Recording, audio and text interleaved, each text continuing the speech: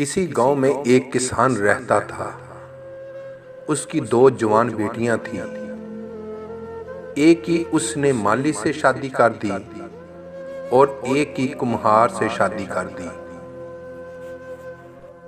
کافی عرصہ گزر گیا۔ کسان ایک دن اپنی بیٹیوں سے ملنے گیا۔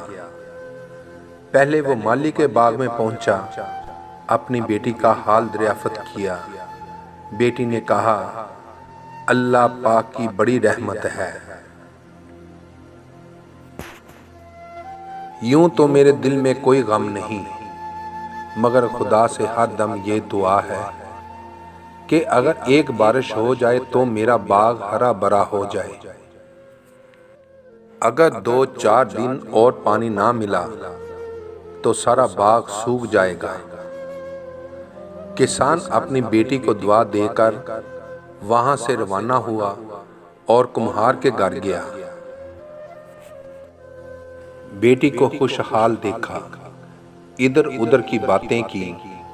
بیٹی نے کہا کہ باقی تو اللہ پاک کے کرم سے سب کچھ ٹھیک ہے، لیکن ایک فکر کھائی جاتی ہے۔ ہر روز بادل چھا جاتے ہیں، جبکہ بنائے ہوئے سارے برتن سوکھنے کے لیے رکھے ہیں۔ ہر وقت یہی دعا مانگتی ہوں کہ خدا کرے بارش نہ ہو۔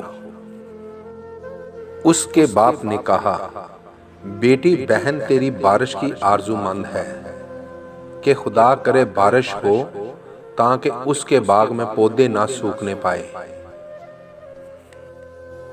اور تجھ کو اپنے برتنوں کا خیال ہے کہ بارش نہ ہو اور وہ سوکھ جائیں۔